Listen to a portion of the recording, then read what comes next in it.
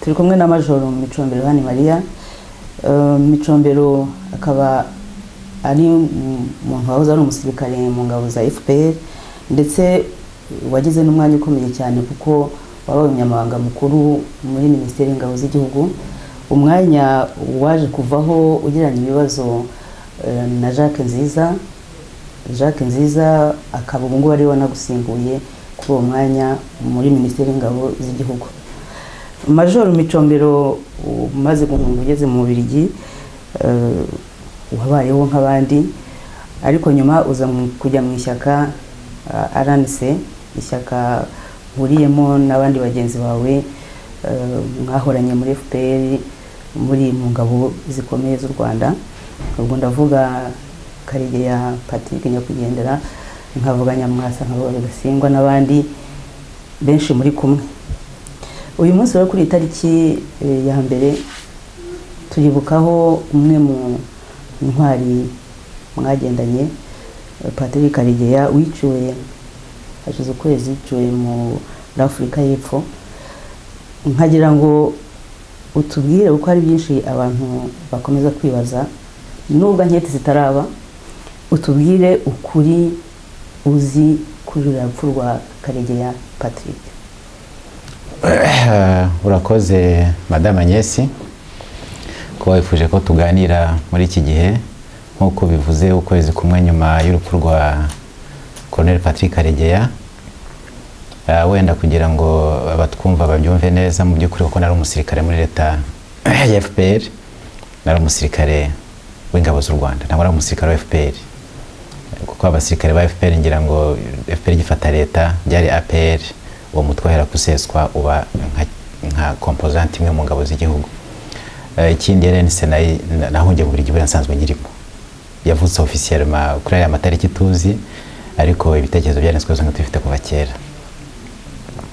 Kugira ngo nsubize ikibazo cyawe, mu by'ukuri nk'uko nabisorejeho, iperereza rikorwa n'inzego z'umutekano cyangwa za polisi za Afurika y'Epfo nizo zifite ukuri gufatika ku bintu byagenze, ariko natwe nk'ishyaka ryabuze umwe mu bayoboke akaba n'umuyobozi mu nzego zo hejuru w'ishyaka, Colonel Patrick Karegeya.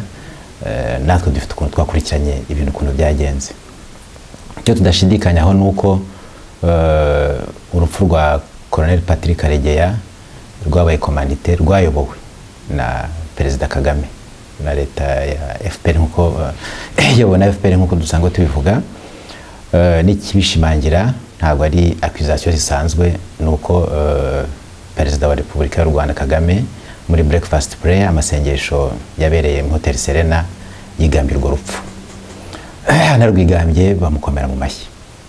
Icyo ni cyambere, byari byabanze ariko gukomozwaho na Minisitiri w'Ingabo James Kabarebe, n'abakoresheje amagambo adakwiriye kubavuga n'umuyobozi kuri ya rwego, Minisitiri w'Intebe nawe na Minisitiri w'Abanyamahanga babanjirije bose. Uvuga ko kuba yarishwe na leta y'u Rwanda ibyo nta gushidikanya guhari. Ahubwo icyo umuntu yakwibaza, byakozwe bite? Kuko ngira ngo nabyo polisi igomba kuzakurikirana ikabyuzuza igashyikiriza urukiko dosiye igihe nikigera. Amakuru dufite nuko mwajye munasoma namwe mugakurikirana, kuko ibyo twagiye tumenya byagiye bisohoka hanze kugira ngo abanyarwanda babimenye. Yagambaniwe n'inshuti ye Apollo Ismail Kirisisi, bari bafitanye gahunda mu hoteli muri Afurika y'Epfo. So kuvuga ngo rero ngo byabaye isahi byagenze bite ntabwo byoroshye, ariko ikigaragara nuko aho umwe mu bavandimwe cyangwa abo mu muryango wa Colonel Patrick bari kumwe witwa David, umwishywa we ngira ngo batandukaniye, yamusiganye na Kirisisi Apollo Ismail. Nyuma yaho aho David ashatse kugira ngo aganire na Colonel, asanga Colonel telefone zitakiriho. Nibwo abantu babaye leta batangira gukurikirana, bajya ahantu yari yabasize mu hoteli, basanga ngira ngo n'inzego zi hoteli zibanza kutemera kuko bumvaga ari Karegeya yiruhukiye wenda. Bari bashyize no ku muryango don't disturb, munsakuriza ndaruhutse. ibyo byose bigatuma inzego za hoteli zitemera ko abantu ba acceda mu imbere ngo bari uko byagenze. Ariko umugabo David n'abandi bari bamaze kuhagera, ni hoteli ya leta, inzego za polisi bagezemo basanga Karegeya yapfuye. Kuki Kirisisi Ismail? Kubera iki? Nuko muri iyo processus ibanziriza yuko Karegeya yapfa, ni umuntu wari en contact na ba David n'abandi benshi, ariko nyuma yaho yaradisparaisheje arabura burundu. Icyo ni kimwe. Twashoboye kumenya amakuru ya Kirisisi ngira ngo ku munsi wa kabiri, niho source zanjye personnel naganira n'umuntu i Kigali ambwira ko amubonye hariya kwa Rujugiro ari kumwe n'abantu babiri we yitaga wabwiraga abantu mu nzego z'umutekano bamurinze.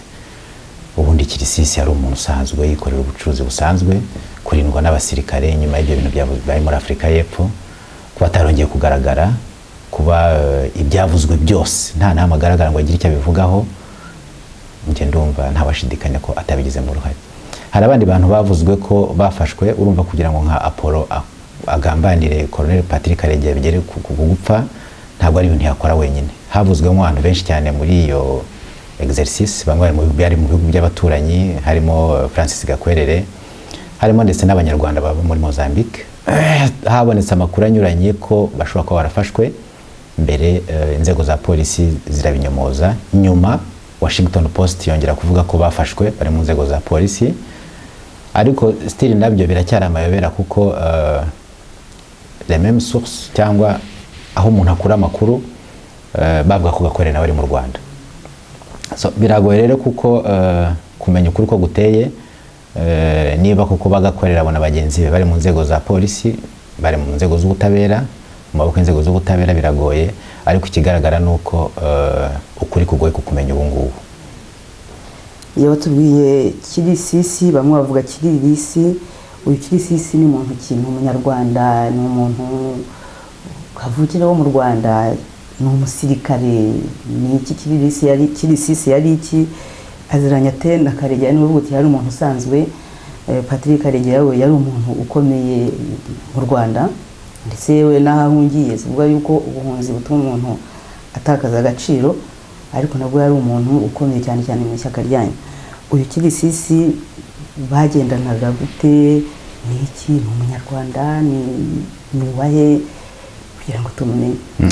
Reka twivugire Apollo Ismail, kuri iryo zina Ismail niryo ryoroshye, ni naryo abantu mu Rwanda ngira ngo benshi bazi. Ngenda namuzi mu Rwanda. Apollo ni umuntu ukomoka mu muryango w'abantu bari batuye hariya za Nyamirambo witwa muri Biryogo. Bavuga ko ababyeyi bese umubyara yari afite station za peteroli, zicuruza peteroli. Nyuma yaho, nyuma 94 gato Apollo nibwo yakomeje kugaragara mu mujyi wa Kigali, ariko agaragara nk'umuntu w'umunyamujyi ufite amafaranga, agendera mu modoka nziza. Abantu banavugaga yuko mu by'ukuri ashobora kuba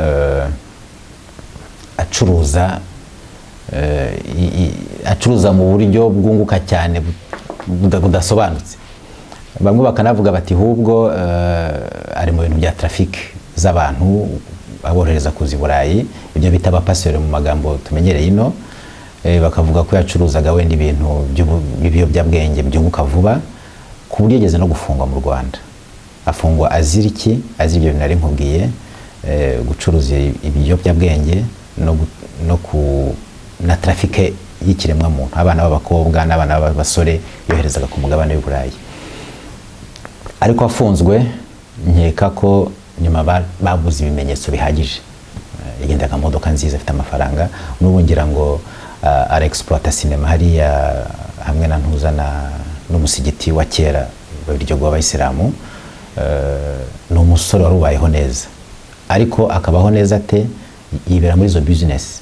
Anavugwa no mu bucuruzi bw'intwaro mu ntambara ya Kongo, aho akorana n'abantu bitwa abahatari bo muri FPR bacuriza Kagame. Urumva ko rero Apollo, urumva mbese ubwoko bwa business arimo n'abakorana nabo, ku buryo kumenya ukuntu yaba yaramenye n'abantu bakora mu nzego z'umutekano nka Colonel Patrick Karegeya ni ibintu bitagoye kumva. Kuko buriya iyo muri rezo nk'izo uburi watira intere y'abantu bakora mu nzego z'umutekano kugira ngo namenye n'izo rezo ukuntu zikora. ariko wenda by'umwihariko Apollo ni umuntu nkeka ko Karegeya ashobora kuba yarafashije muri ibyo bintu byose, kuko yagize ibibazo binyuranye cyane nk'uko twabyumvaga icyo gihe, ashaka guhohoterwa na systeme zabanziza, ko Kagame agira systeme ziri parallele nziza, yakoze ibi ngibi usanga abandi bashaka gukora ibi ngibi. Muri iryo hohoterwa nkeka ko no gufungurwa no kugira ngo ibimenyetso hari bigaragare ko bitabonetse ntibamuherane muri gereza, ni Karegeya ushobora kuba ngo aramubaye hafi amaze gukora iperereza yabikurikiranye. N'ibintu tuvuga ngo agiye muri ibyo bintu by'amatrafike y'abantu biragoye kubiprova mu by'ukuri, ni ibintu bigoye akenshi. Ariko rero nyine bavuga ko yafashaga, yari source d'information, niho yahuriye na Karegeya nk'umuntu chief spy kuri ibintu by'iperereza. Ariko nyuma yaho bagomba kuba barakumye bikoranira, bagirana umubano mwiza usanzwe, agira ahantu hamwizera, yari umwana nko mu rugo aza South Africa, ariko akabona nta kintu cyagomba kumwikanga. Karegeya rero buriya rwose uvuga ngo ari umuntu w'umutegetsi mu nzego zo hejuru muri leta y'u Rwanda, n'ubu ngubu mu guhunga akaba yarakomeje kuba ntatakaje ku gaciro, ariko Karegeya buriya n'umuntu usanzwe cyane, ntabwo ari wa mutegetsi ufite ibikangato byinshi cyane. Ni Karegeya agira inshuti z'abategetsi n'inshuti z'abantu basanzwe. Ni muri iyo kadire rero nkeka ko yamenyanye na Kirisisi. Kirisisi se ababyeyi bahoze i Bugande cyangwa ababyeyi bahoze mu Rwanda, n'Abanyarwanda, twari bibaza niba ari umunyarwanda kavukire koko. Amakuru nzi niyo nkurikiranye n'amateka ye, ni umuntu ukomoka i Nyamirambo hariya, umuyisilamu, ni umunyarwanda kavukire rwose, ntabwo ari muri ba bantu bahunze nk'uko twahunze tugatahuka natwe 94.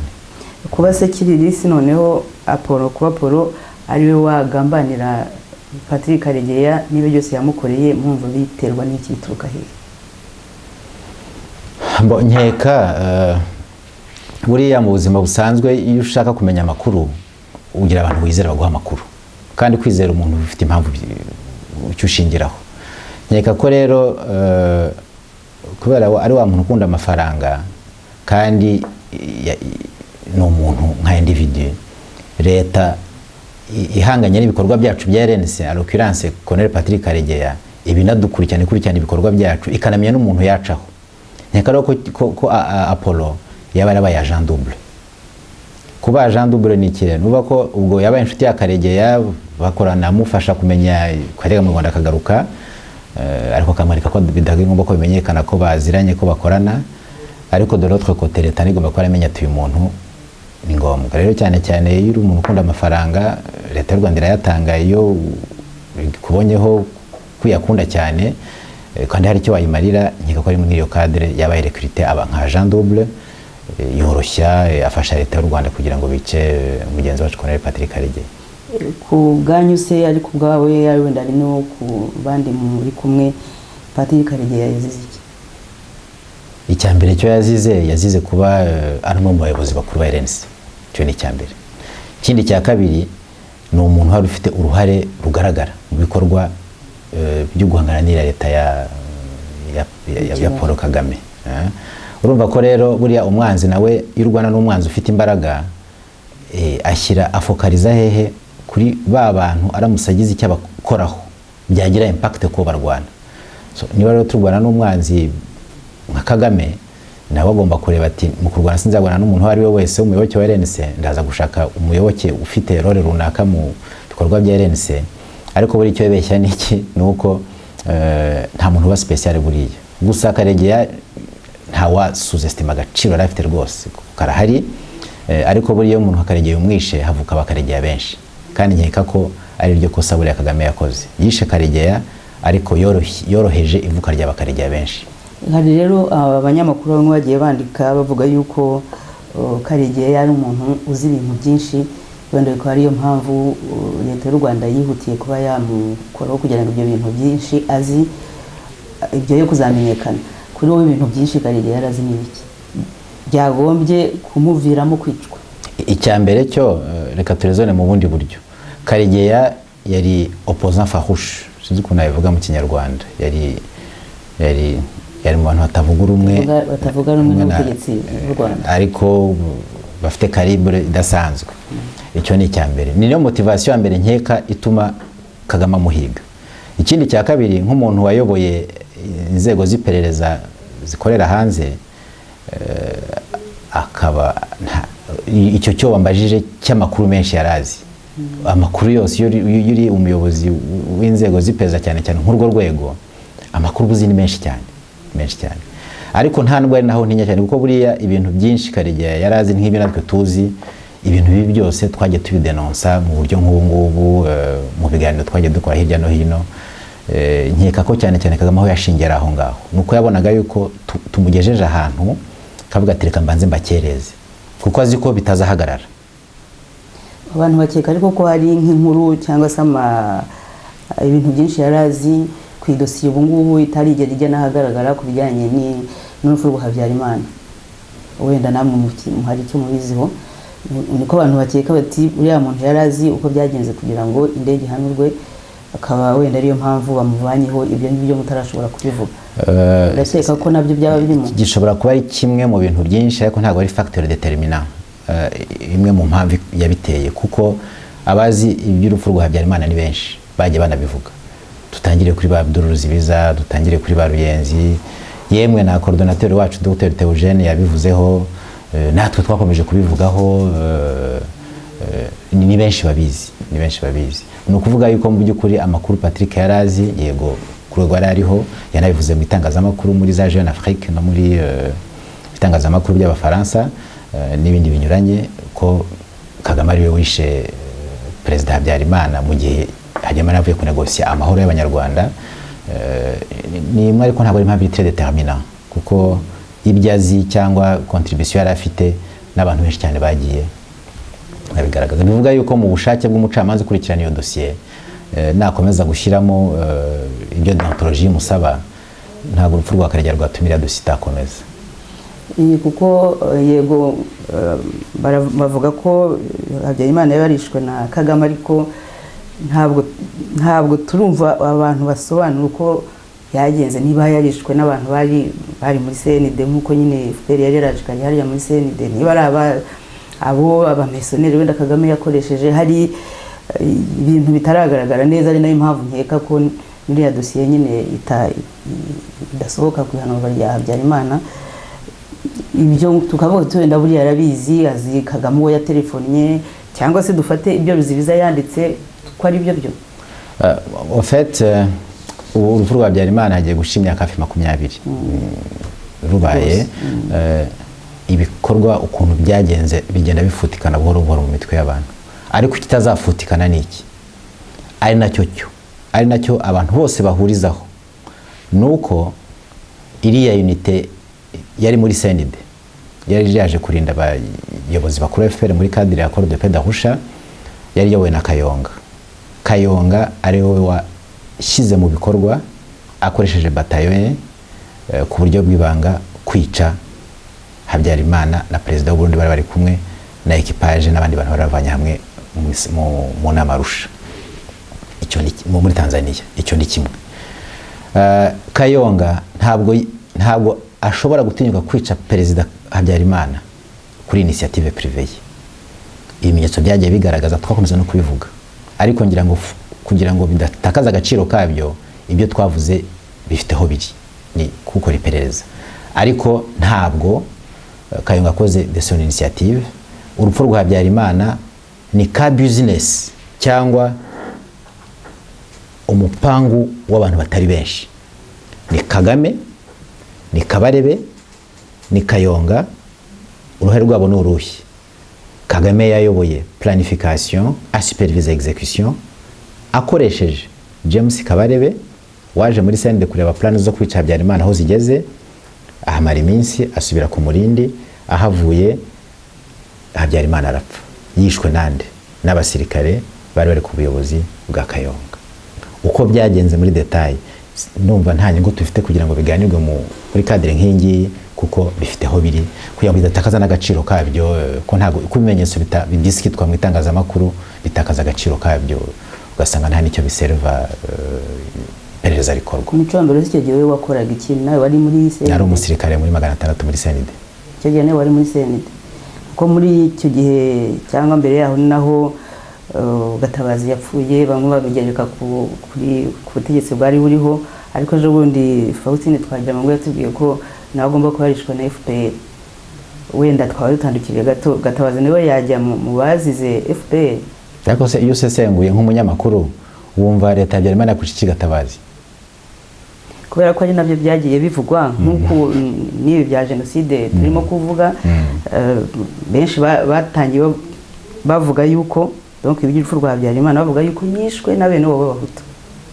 Bamaze kumwica babagize none imbaraga zidasanzwe kugira ngo n'undi wese bahuye nawe bamwice, baragenda bajya kwica abatutsi, ariho havuye jenoside y'abatutsi. Ibyo nibyo byabayeho, byamaze igihe kinini cyane, wenda kugeza aho umugabo Mushayidi ugifungiye mu Rwanda yatangiye kwandika avuga ko ibyo atari byo.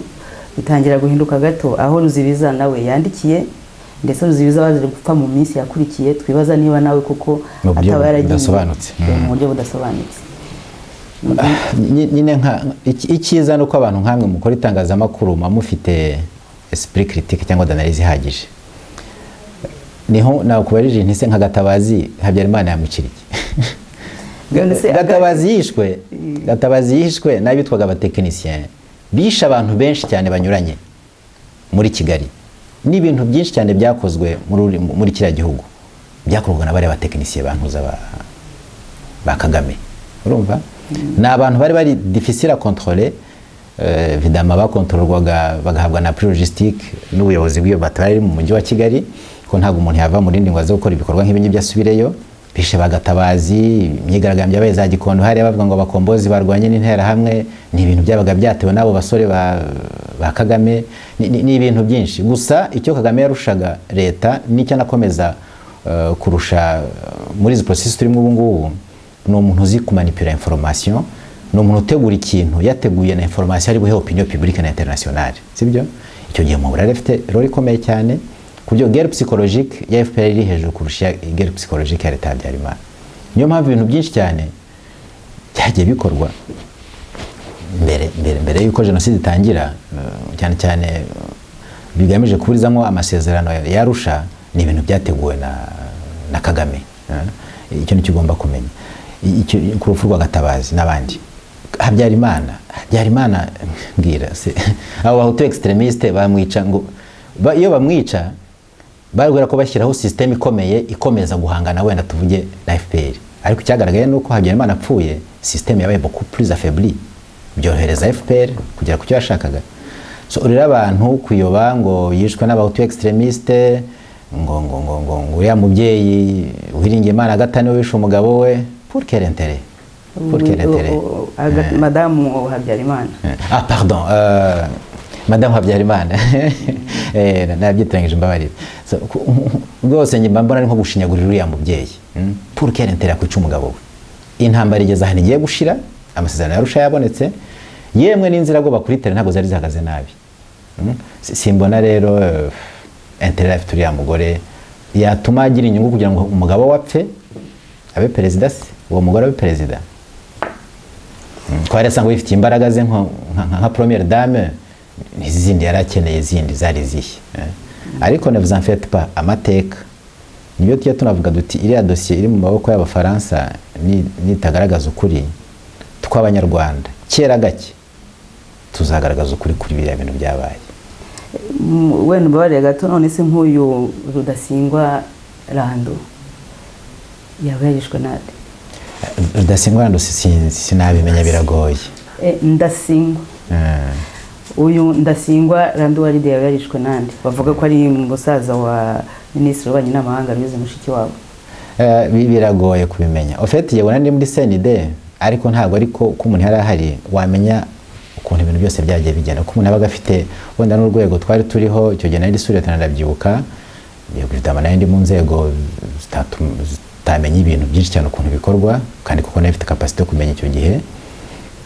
Ariko biragoye gusa iyo urebye ukuntu abantu bapfuye mu buryo bw'akajagari cyane Habyarimana agipfa, operation z'abatekinisien n'abasirikare bari bayobowe na Kayonga zari zigoye kuba zakomeza gukora ibikorwa mu baturage imbere.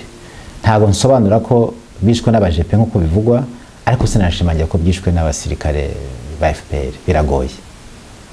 muri make ntabwo nzi ukuntu yapfuye. Ubwo reka tugarukiye kuri Karegeya twibuka uyu munsi ukwezi kurashize. Patrick Karegeya twavuze yuko kugeza ubu kumenya ukuri ku rupfu rwe biracyagoye, kandi hashize ukwezi. Kuki bikomeza kugorana? Ni ingufu za Kagame? Ariko tube un peu réaliste, kuko urabona iperereza rakorwa na leta y'Afrika y'Epfo, inzego zibishinzwe ni polisi.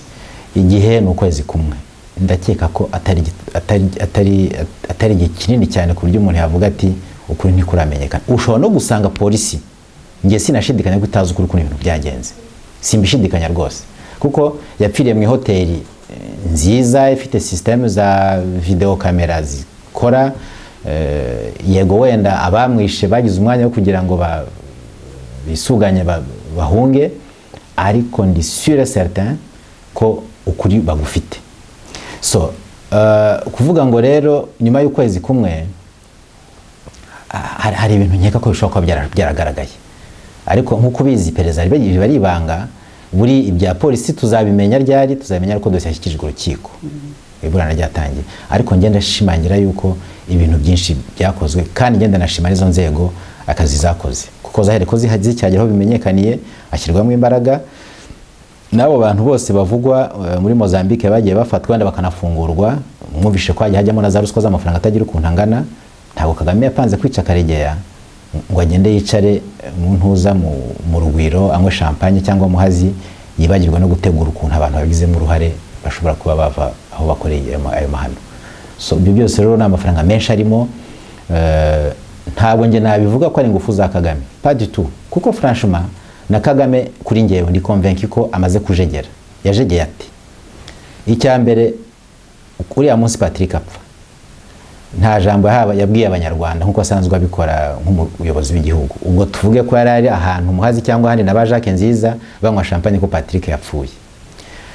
Kagame nyuma yaho wabonye yuko yarabuze kugeza aho abanyekongo n'abanyarwanda bizungurukiye kuri za Twitter na za Facebook ko yapfuye. Kagame yagaragaye mu gitaramo cyabaye nimugoroba. Kagame ngira ngo bamubonye mwabonye ukuntu yari ameze nk'umuntu uvuye muri koma. Kagame ntabwo yaba ari master w'ibi bintu byose ngo abe kuriya ko tumubona. Ntabwo yaba ari master w'ibi bintu byose muvuga amagambo nk'ayavuga kuriya.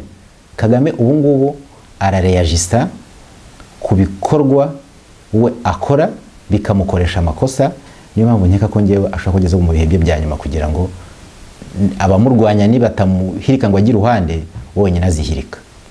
Ariko se hari aho muvuga ngo Kagame ari mu marembera cyangwa se ubutegetsi bw'ubona mu marembera? Nyamara uhereye kuri urugero rw'urupfu rwa Karegeya, urabona ko Apollo ushyirwa mu majwi ariho ntacyo yabaye. Abo bafata bavuga ngo bafashe ubundi ngo babarikuye, ntago ari mu Rwanda, n'abantu bari muri Mozambique. Karegeya yapfa, umuryango we wasabye yuko bajya kumushyingura mu Bugande buranga. Iminsi yakurikiye urupfu rwa Karegeya, Kagame bamusaba ingabo zijya muri Loni. Ubwo se Kagame wavuga yuko atagifite ingufu ye? Ahubwo reka ngende zone dans l'autre sens. Kagame kwica Karegeya nuko yabonaga agenda ba affaibli buri munsi, kandi ko nadakora ibikorwa nka biriya, usibye ko yibeshye bitazagira icyo bihindura, azaguma kuba affaibli buri gihe. Reka mbikwereka ikintu cya mbere. Kagame niba yarakomeye yari buburizemo ugushyingura Karegeya mu cyubahiro nk'ukuntu Karegeya yashyinguwe mu cyubahiro. Niba mwarakurikiranye, Karegeya yaherekejwe mu cyubahiro nakwita gihagije urebye muri circonstance yapfuyemo, upfiriye mu mahanga. Kagame byari byoroshye kugira ngo nk'uko bivuga niba afite imbaraga atera ubwoba abanyarwanda hirya no hino, abantu baruzuye barameneka, sibyo? Amaze gupfa. Karegeya amaze gupfa, wabonye reaction ya Afrika y'Epfo, wabonye reaction y'Abanyamerika. Nibwo ngira ngo bushobora kuba ari nk'ubwa kabiri cyangwa ubwa gatatu Abanyamerika batanga message nk'iriya ko bahangikijwe ku buryo bukomeye n'ibikorerwa abaopoza ba Kagame. Ubwo wenda mu Cyongereza uzareba uriya rapporteur wa umuvugizi wa State Department, message yatanze ntabwo ari message isanzwe isohoka kuri evenement nkaziriya. ngiye ntarakubeshye ntago nakifuje ko na Karegeya ashyingurwa i Bugande aho ataza guherekezwa neza n'abantu n'abagenzi bo ku rugamba yarariho yajya gushyingurwa mu Bugande byari byiza vidama kugira ngo ababyeyi be bamuherekeze ariko ntibyanababujije kumuherekeza muri Afurika y'Epfo ariko byari buprevene abantu benshi cyane kuri manipulation za Kagame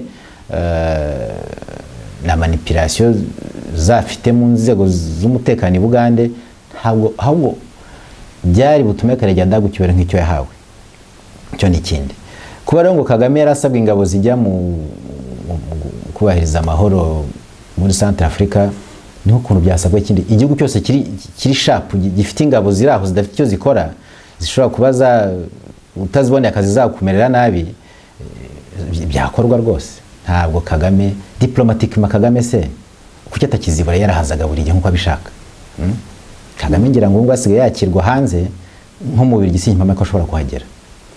Ese dusubiye nyuma gato Micombero nkawe w'umusirikare wenda simvuga ko wize cyane ibijyanye no kwica uriya mwishywa wa Karegeya David yasize Karegeya ari kumwe na Apollo Kirisisi yamusize kuri hoteli ubwo urakeka ko icyo gihe bari kumwe aho kuri iyo hoteli iriya ari nayo Patrick bamunigiyemo urumva abo Kirisisi wenda we yafatanije nabo kumwica bari barimo cyangwa baba baraje nyuma kugira ngo tukore nka scenario y'uko ibintu bishobora kuba byaragenze. Iyo urebye uburyo Patrick yapfuye ntabwo yishwe na Apollo wenyine biranagora kugaragaza ko Apollo yabigizemo uruhare active yafashe iriya migozi akamuniga kugeza aho apfiriye. Njye nkeka ko Apollo ashobora kuba yaratanze amakuru ya ngombwa indispensable cyangwa yagize uruhare indispensable rwatumye abari bubikore biborohera. Uburyo byagenze naba nkubeshye kuko bishaka kugira ngo umuntu akore analyse ya kamera ko analyse abantu bari baraho ngaho muri iyo migoroba no muri iryo joro muvuma abantu birarije kubimenya ariko yishwe n'abaprofessionnel. Kagame afite abantu bitwa les forces spéciales bigishijwe n'abanyakoreya bigishijwe n'abayahudi bigishijwe n'abarusiya ibintu tactique za commando ziteye imbere. Afite unité muri renseignement zabonye amahugurwa yo kwicana ku buryo buhambaye cyane. N'uyu Gakwerere arimo Gakwererewe nge mufata nk'umuntu ufasha ahubwo abantu bakora ibyo bintu kuko Gakwerere ndamuzi twarabanye nushaka ibyo nabyo naza kugira icyo mbikubwira igihe nikigera. Kagame ubu ahantu agejeje ni hehe no gukora ibikorwa by'ubwicanyi ariko mu kwica akica nabi cyane kugira ngo ahamure abafite umutima woroshye. Nirwo rupfu rwa Patrick nirwo rupfu rwa Rwisereka uzanayo n'abantu bose bitwa tube clair abatutsi bose Kagame avuga ngo bagiye muri opposition uburyo babica kugira ngo atange message iri ihahamura urumva ariko ibyo bikorwa nande ntabwo bikorwa n'umuyobozi ufite imbaraga. Umuyobozi ufite imbaraga adefiya cyangwa challenginga abamurwanya mu bikorwa biri democratique. Uwo rero ubungu barainvestisa cyane mu bwicanyi ariko kurikiranye no kuva FPR ajya ku butegetsi Kagame ntajya atagomeje yica ariko uburyo agenda yica n'uburyo bugenda kurbira zamuka.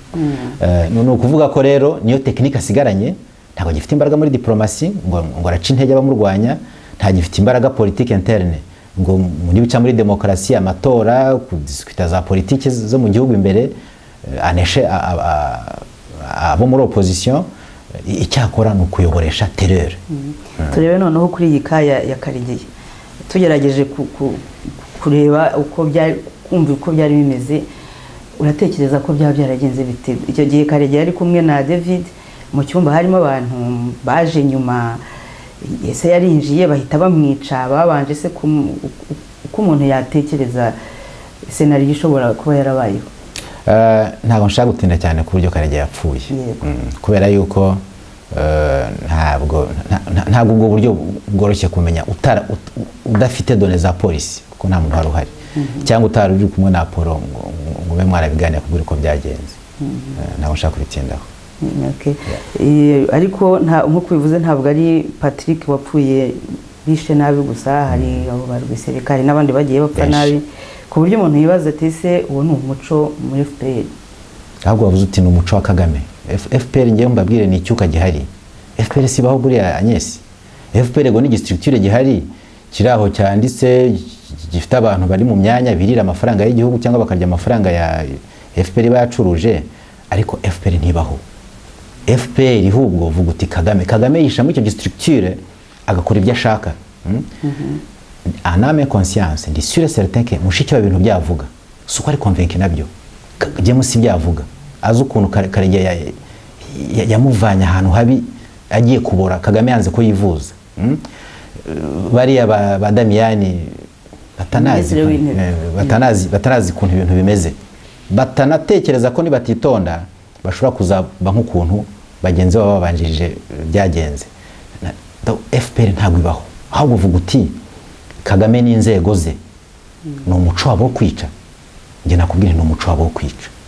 Kagame yishe kuva kiri i Bugande muri DMI, muri nzego z'iperereza za gisirikare icyo gihe. Yishe Abagande arabamara, yishe Abanyarwanda bene wabo arabamara. Urumva yakoze amarorerwa nuko ubu tuyanariza dans le présent ibyo Kagame akora ubu tandukanye n'ibyo yakoze i Bugande. Kagame ageze muri APR Abanyarwanda yishe cyangwa supervision impfu zabo udufuni mwumvaga twabagaho, ntago hapfaga abana bahuta icyo gihe, hapfaga Abatutsi. Urumva Kagame yabishe kuva APR gitangira. Tugifata leta ni mumbwire igera Abanyarwanda batapfuye. Fata Basieri Kabera bariya, fata Bakiza, fata Baseti barizinde. Donc ntabwo abo bantu bishwe na FPR, bishwe hubwo na rezo terroriste zihishe inyuma FPR zikaba financé par le FPR na leta y'igihugu, ariko zikorera nde? Perezida Kagame. Kagame yisha Abahutu batagira ukuntu bangana muri Kongo. Kagame aracyanabica, arakica n'Abatutsi. Kagame aracyariza abaturanyi, ndavuga Kongo za M23 niki. Abana b'Abatutsi, abana b'Abahutu barapfira muri zo operations ze. Asaruramo amatunda y'ibikorwa baba bakoze, bakabona ukuntu bahamba abana Abanyarwanda, bakabona ukuntu bahamba abana babo, bagahambwa hakurya kandi bagiye gukora ibikorwa byande by'uriya mwicanye. Reka ngiye nkubwire yuko ahubwo Kagame ashobora kuba yatishe adasinzira, nk'ukuntu Jacques Nziza iyo atishe adasinzira. Ngiye ndibuka turi muri Minisiteri y'Ingabo buriya ari ibintu bibabaje cyane. Jacques Nziza iyo twasomaga mu bitabo bya message tukumva ngo umuntu yapfuye, hari abantu bapfa muri operation gisirikare akavuga uti barwanye n'ibiki, ariko kumva ngo umusivile kanaka yapfuye. Wajya kubona mwabura na Jacques Nziza ugasanga Nziza rwose ameze nk'umuntu uvuye mu kisinzi ukuntu nabyita, uvuye mu ijuru yishimye yakeye, rimwe rimwe akigamba ati twagafanyesha. Jacques Nziza yigambye inshuro zingahe impfu z'abantu, ubona yagaruye ubuyanja mu gihe nta muntu uri potizwe ko yapfuye, yabaga ameze nk'umuntu ujunjamye, nk'umwana wabuze umubyeyi we. Bari abicanye rero nuko babaho. Iyo batamenya amaraso ntibatekereza. Umuntu w'urumogi atabonye urumogi ntabwo atekereza. Urumva nabo niko bameze. Ariko rero ibyo tubwiye yuko Kagame yatangiye kwica kiri Bugande naho agereye mu Rwanda bakomeza kwica, ntabwo byatumye mutakomeza kumujya inyuma. Ngewe ninjira muri FPR sinenzi ko ariko bimeze. Yamenya ko bimeze bityo. Manayibereye muri Kongo, nkiga amashuri yanjye nka exercence yanjye muri droit, nkaba neza wenda kuba kurusha umuntu yari ariho ameze muri ya leta y'umwicanyi Kagame. Hari rero n'indi n'abandi bantu benshi. Yego. N'abandi bantu benshi. Uzana birore. Abantu benshi cyane bamenya ko uriya mugabo ateye. Ntibari umukurikire. Ariko ngiye mwita ko c'est un escroc politico-militaire. Sibyo? Afite akarimi uwo mu escroc afite akarimi keza. Akakuguyaguya akagutwara ikintu cyawe. Kagame escrocs Abanyarwanda abatwarira icyizere dore ho abagejeje. Abantu benshi muri FPR biri tuvuye muri zo scenario, benshi bazivuyemo, hari nabifuza kuzivamo badafite alternative. Fata abantu bitwa Patrick Mazimhaka, bariya n'abantu banegosiereza accord de paix d'Arusha, hamwe na Pastor Bizimungu na base Sendashonga ku mugaragaro yavuze ati ntabwo nabikomeza, arigendera, bamusangaho baramwica. Pastor Bizimungu yavuze ati ntabwo nabishobora, reka nishyire ibindi shyaka rishobora kuba ryagira icyo rimarira abanyarwanda. Icyo yakuyemo mwarakibonye. Ntuza Jacques Bihoza, Patrick Mazimpaka ari mu bantu banenze ku mugaragaro ibikorwa bya FPR. Ubu nawe afite ukuntu ameze, sinzi ko ameze neza. Fata aba General Kayumba biyopoje kuri politike nyinshi, y compris buri abantu bajya banavuga yuko Nyamwasa, bajya bavuga ko Nyamwasa na Karegeya nibo bantu batinyuka Kagame. Ni nayo mpamvu Nyangore batombye disgrace, sibyo? Buri abantu muri FPR benshi ubu ngubu ntago wavuga urimo, kandi nanjye ntakubeshye ndimo imbere, wavuga ute se wemeye gupfa no kwiyahura? Ntago bari abantu bari muri FPR bangana kuriya bose bakunze kuva muri mekanizme zimena amaraso. Nuko nta alternative bafite. Bamwe n'ibisambo, bamwe n'iki, ariko voilà. Icyakora icyabantu bashima nuko nyine namwe mukomeza kugenda mugaragaza ukuri nyine ku bintu biba, ariko kuri hashize igihe kuri kuvugwa, ariko nta kintu gihinduka kuri politiki ya Kagame. Ariko sinzi kuntu mukora evaluation zanyu nk'abanyamakuru, ngiye evaluation yanjye nyikora mbona ibintu bihinduka. Ndakubwira ibintu nka bingahe se? Ibintu nka bitatu dufate ku rwego rwa uevaluwa igihugu ushingiye kuki? Ni kuri politique interne, ni kuri diplomatie, sibyo? No kuri economy. Dutangirire kuri politique interne. U Rwanda uburyo ruyobowe, niba mukurikira sinzi ko ruyobowe neza. Abantu ubu ngubu barayoboka kuko nta mekanizme bafite kugira ngo banenge. Abanenga nitwe turaha n'abandi barahandi. Fata bari Alex bo muri za PS imbera kuri, fata bari no muri za FD bari mu gihugu imbere, barabinenga, babayeho bate? Ubu ni politique interne, sibyo? Preuve ya politique interne ukuntu ari mbi itameze neza kuri Kagame nuko yabayeho amatora arayiba. Sinzi niba mbwira ko Kagame iri 90% abona uri convaincu aname conscience ko ari amajwi y'abanyarwanda bamutoye. Ubwo iryo niba ngari ku mutima wawe, ariko icyo nzi cyo sinzi ko ariko bimeze. Ni politique interne yo ngiyo. Tujye muri diplomatie. Kagame yafashwe leader visionnaire, yajyaga i Burayi, yatumirwaga ahantu hose afatwa nk'umwami. Ukuri kurakwereka ukuntu abaho. Yaje ejo bundi mu Bufaransa, uburyakiro warakubonye. Iyo badafunga imihanda sinzi ko ari butashye. Ariko baherutse mu nama Davos, ngo inama ibirimo ibihangange by'isi. Ariko iyo nama nayo ukuntu bayigiyemo abameze nk'ibu mugono mu Suisse, wenda iyo tunabimenya ko ari buhagere sinzi ko yari bwisanzwe nko kuri sanzwe. Fata mu Bwongereza uko byagenze, fata muri Canada. Tugire kuri economy, niba ukurikirana economy y'u Rwanda, ifaranga aho rigeze ubu ngubu, idolari rimwe ni hafi 700, euro rimwe ni hafi 1000, sinzi amadano uko ameze. Umuturage uko abayeho, nizo indicateur muri nyinshi zituma zivuga ziti kana karakomeye. Pour moi Kagame ntabwo akomeye, ahubwo Kagame ari impoza. None se Micombero utumaze kuvuga nyine byabereye muri Afurika y'Epfo n'ibindi biba hirya no hino, hano mu Bubiligi ho nkamwe muri nyine muri opposition, muri mu ishyaka ritavuga rumwe n'ubutegetsi bwa Kagame, umutekano mwumva mufite n'uwuhe? Ibyo aribyo byose icyo tugomba kumenya, umutekano n'umuntu wiha, niyo principe de base. Waba mu Rwanda waba hangaha wiha umutekano. Akarusho kaba kaherero iyo igihugu urimo gifite inzego z'umutekano zikora, polisi ikora, systeme zibungabunga ukwishyira kwizana k'umuntu bikora. Nge navuga ko mu Bubiligi muri rusange dufite umutekano formel uriho, ugashimangirwa no kuntu twiha umutekano ku giti cyacu, ariko ibikorwa bya Kagame biduhigana kugeze bihagarara. Ibyo rero nibyo mvuga nti Kagame icyo ashaka ni ukudutera ubwoba, akaduca intege. Ntabwo tuzacika intege kuko ntituzemera kugira ubwoba, kandi ntabwo bafite rwose mu bwiza ukuri. Ntabwo nzagira. Uretse se ibikorwa byo kuvuga ko muvuga ukuri kubera mu Rwanda, hari ibindi bikorwa bindi muteganya byo kugira ngo nyine ubu butegetsi munenga buri bwava mu nzira? Ibikorwa tubikora buri munsi. nuko ikibikwereka ni gahunda 3 za RNC, sinshaka kuzisubiramo kuko ntago urazizi wazisoma mu bitangazamakuru byacu. Nuko twebwe dukomeza gushishikariza abanyarwanda kwishyira hamwe, cyo ni cyambere. Ikindi cya kabiri, dushishikariza abanyarwanda n'abamaze kwishyira hamwe kugira ngo dukomeze guca imbaraga iriya leta y'abicanyi mu rwego rwa diplomasi. Sibyo? Urwego tugezeho ubu ngubu no gushakisha ukuntu abantu bakwisuganya, abanyarwanda bagashyira hamwe bakipakurura buriya butegetsi. Uburyo byakorwa nta formule magique ihari, n'abantu kwicara bagatekereza bakareba ukuntu babigenza.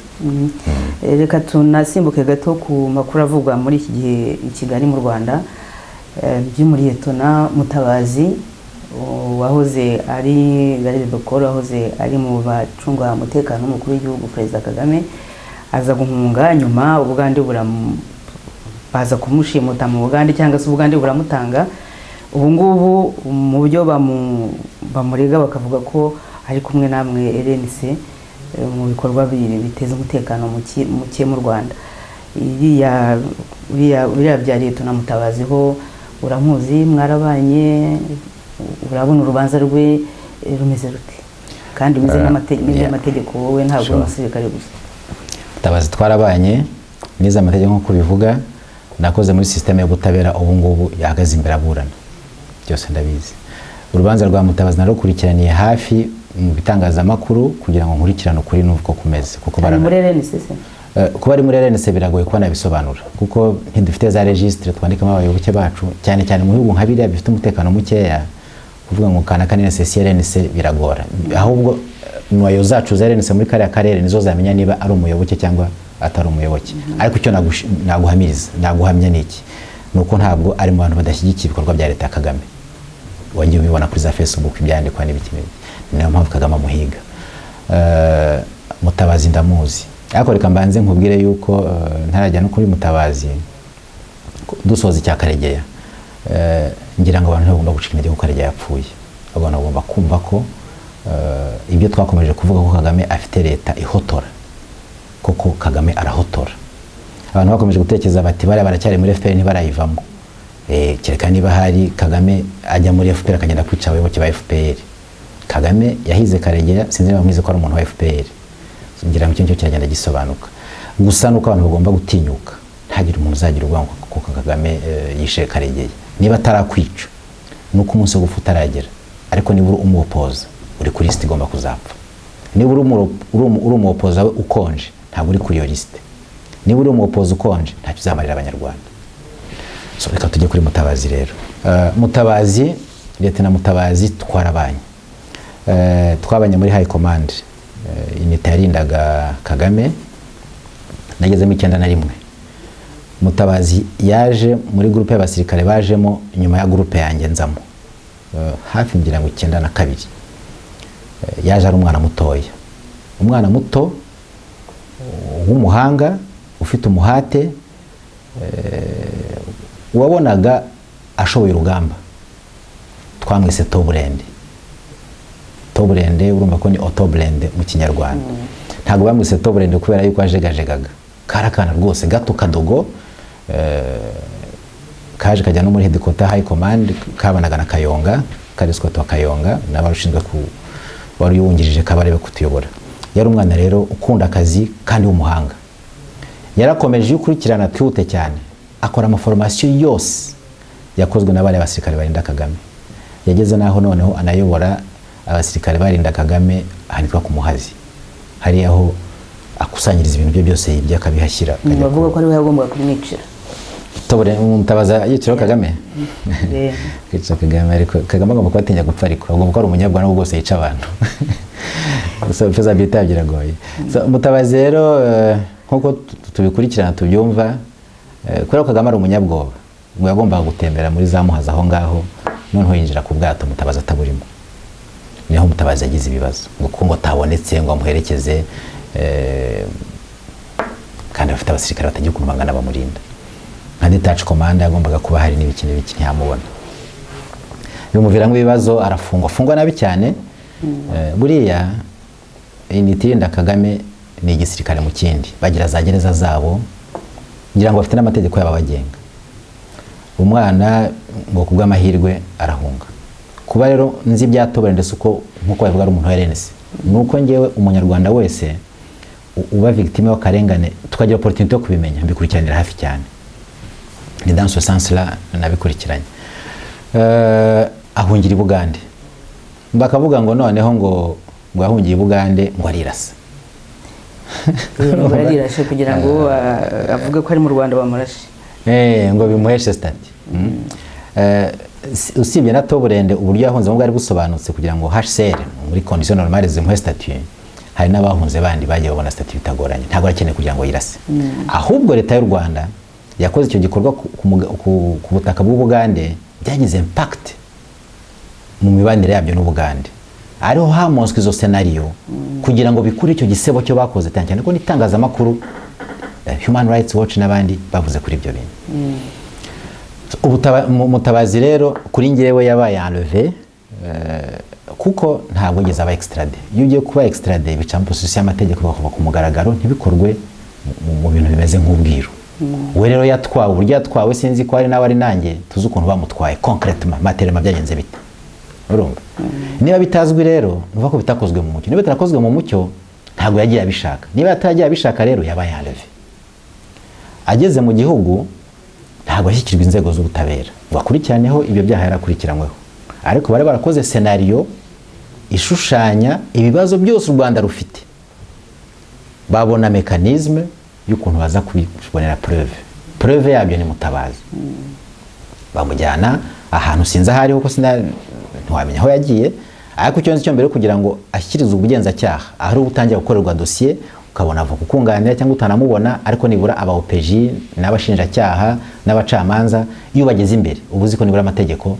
niyo bwose yaba manipule ariko ibikorwa bibi cyane biragabanuka yabanje kujya ahantu baramukina baramutortura kugira ngo agire ibyo yemera bigeze rero mu rukiko aburana ifungwa rye nta kintu na kimwe yemeye uwitwa ngo yaramwunganiraga agiye Mutabazi arabyemera umunsi wo kuburana ugeze Mutabazi byose arabyihakana arabyanga urumva ibaze iyo scenario Madame Agnès ibaze iyo scenario niba koko ibintu hora byarabayeho ukabahisemo kubyemera aname conscience kuki izo changement zigomba kuba nanubishe ko n'umwavoka w'ejo bundi yavuye mu rubanza ibyo byose birakwereka ukuntu utabera gukora bute rero uko nabukoze muri kambikubwiye abantu bakurikiranywe ibyaha nka biriya cyangwa ibyaha by'ifabrikano bakujyana ahantu bakagutortura ukabyemera ariko torture zabo ziba zimeze ziteze ntabwo mbizi sinazigezemo Agnès ariko ikigaragaraje m'imagine yirebye Mutabazi ku mafoto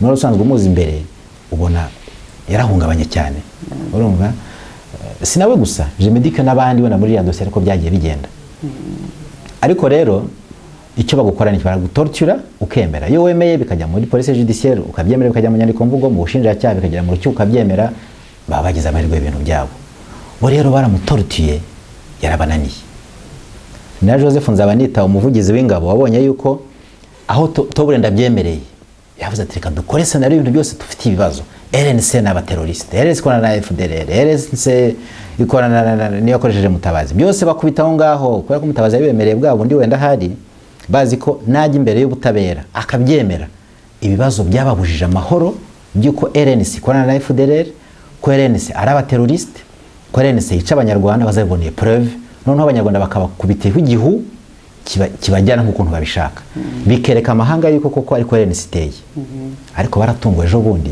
Toburende arabibangira ibyo bintu nkakeka yuko rero urumva ko bafite ibindi byo bakora reka tubirindire tuzarore bisa nka buriya yanze kongera kubisubiramo nuko abona urubanza n'umuri ntacyo ruzamara akavuga ati bizaba uko bizagenda simbizi kuko ntabwo ndi murimo ngo menye ko bimeze ariko ngewe ndiwe Toburende ntashobora kuzaba umwere urumva Toburende ntabwo azahunga buriya burundu bimurindiriye Toburende arabona baramwishe baramurangije ngiye kuri njye ndabona ko arabona ko ntacyo atabara akavuga ati ibi bintu se byuko ejo bundi twamubonye yambaye imyenda y'abanyururu twongera kumubona bamwambitse imyenda ya gisirikare bisobanura opinion publique interne ubu ndavuga abakurikiranira ababona amakuru basesengura mu gihugu imbere no hanze ngira ngo babonye Toburende nk'umuntu wabaye torture bihagije wateshejwe agaciro uri mu butabera mbese yarahungabanye cyane.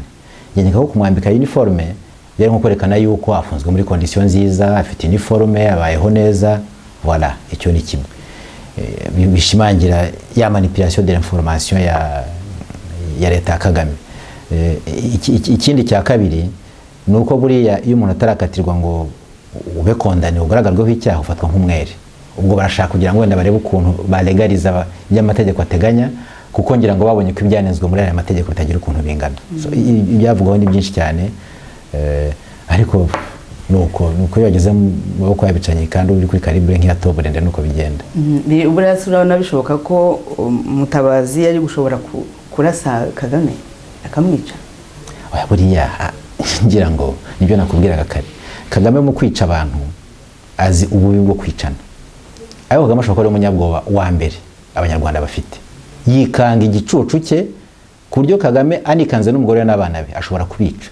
Ubu se franchement Toburende Lieutenant, yego umuri ruhande uri bumwica ukiyahura nk'ikihe wabikora, ariko se la faisabilité yabyo ni iyi? Yashase kuba martire bwoko ki? Reka turangize ikiganiro cyacu twatangiye tuvuga kuri Patrick Karegeya wigendeye. Kuri wowe urasanga Patrick Karegeya ubutumwa bwe kuri iyi si yaraburangije, yarabusohoje? Ikibabaje nuko Karegeya yifuzaga kugira ngo azishimane n'abanyarwanda ku byiza yatangiye aharanira, ariko ikibabaje nuko iyo etape ntayigezeho. Ariko nge nkeka yuko Karegeya aho ari, niba iyo umuntu sinzi ukuntu bigenda iyo umuntu apfuye, umuntu avuga ko ngewe yakabaye yishimye. Kubera iki? Agenda yatangiye yasigiye abanyarwanda, nkeka ko yakwishimira ko habigejeje hari hashimishije. Ahubwo twe basigaye tugomba kuvaloriza Karegeya, nuko ibyo yatangiye twabikomeza tugashyiramo n'imbaraga cyane. Cyo ni kimwe navuga. Ikindi navuga nuko abantu nka Karegeya, abantu nka Seti Sendashonga, abantu bari bose bapfuye bazira umurongo mwiza bashaka kugira ngo bageze ku banyarwanda.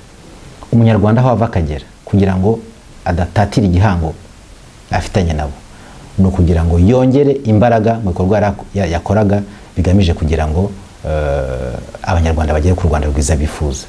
Ubwo babugira uruhande, bayabagambanira abandi, inda bayishyira iruhande, kuko igihe aho kizagera abagizi bana be bakazabiryozwa, kandi ntabakwifuza ko abanyarwanda bose bazashirira mu bintu by'ubutabera basobanurira ibi bakoze, ko abanyarwanda bafite barere nyinshi cyane bakabaye bishimira. Mu byiza yashakaga kugira ngo azasangire n'abanyarwanda, mu byo yavugaga ko ari kugira ngo ubutegetsi buhinduke. Uravuga muti twebwe turakomeza imigambi ye. Ubuse ubutegetsi bwa Kagame umuntu yavuga igihe kingana iki kugira ngo aho nyine abantu batangire abakwishimira ko buvuye batangire kwitegura ibyishimo? Ngira ngo kugira ngo umuntu yitegure ibyishimo nuko iyo ushaka tuvuge nk'umunsi mukuru, iyo ushaka umunsi mukuru urawukorera, ukora twaye pari mu mafaranga, ukora ibikorwa binyuranye kugira ngo wishime. Nika ko kugira ngo twishimire ko ubutegetsi bwa Kagame bugiye guhirima, nuko buri muntu akora aporo ye maximal kugira ngo impinduka ibeho. Buri muntu nashyiraho imbaraga ze, kuko ntabwo ari business ya RNC, ntabwo ari business ya FDI, ntabwo ari business ya Mahoro, ntabwo ari business ya RD, ntabwo ari business ya Mashikitongo ya opposition. Ni business y'abanyarwanda bose. Buri muntu wese nashyiraho ashyizemo imbaraga nyinshi cyane, buriya butegetsi nge ntabwo mbuye igihe kinini. Ntabwo nzakubwira ngo umunsi umwe, iminsi 2 cyangwa 3, ariko abantu nibirara bakaryama Kagame azakomeza abanigi. Ariko niba bavuga bati turabyanze, ntazabigeraho, azahirima. Ikintu bisaba cyoroshye kitanakomeye niki, umuntu wese witwa intore Kagame akoresha kugira ngo adenonse mugenzi we, aroge, yice, akora ikintu abona gitandukanye n'ibyiza umutima nama w'umuntu muha. Avuze ati ndabyanze, ni intambwe ikomeye cyane. Avuze ati dore bya bintu bantumye dore ko byari bimeze, akabidenonse, ni intambwe ikomeye. Nkawe turi kumwe ubwo hari abo mwari muri kumwe ari mu gisirikare, ari mu butegetsi mu Rwanda, wenda nawe wagira ikintu basaba kugira ngo ubwo butegetsi nyine bugende burushaho gucika intege, ibyo Karegeya yifuzaga bibe byagerwaho? Icyo nababwira tutangire ko ari mu nzego z'umutekano. Kagame we ibyaha yakoze, kugira ngo niba hari inyito z'ibyaha bibaho byaba muri Bibiliya cyangwa mu mategeko hana, Kagame byose arangije kubikora, ntacyo atabara. Ariko utarijandika muri ya byaha bya Kagame ni itandukanye nabyo, nicyo musaba. uwo bohereza kujya kugira uruhare muri ibi bintu bibi Kagame akora, niba adashoboye kubyanga ni abahungi, abacike. Niba abona asabwa iki n'iki kintu cyangwa ikintu kibi cyabayeho, niba nta kintu yagikoraho ni icecekere. Urumva? Kuko nk'iyo ndebye ibikorwa bigayitse byo Kabarebe yakoze, buriya Kabarebe yaceceka byari kumugira umugabo gato, ariko ntihakabe n'umugabo gatoya generali wemera kubona ibintu bipfa, ni ukuvuga ko ni generali wa Kagame, ntabwo ari generali w'abanyarwanda. Ari generali w'abanyarwanda yabohora abanyarwanda kandi arabishoboye. So abantu rero abanyarwanda bava bakagira ikompetence inzego zo mu mutekano ni bitandukanye n'ibikorwa bibi bya Kagame, kuko Kagame ntacyo agitabara. Urakoze. Ndabashimiye Agnes.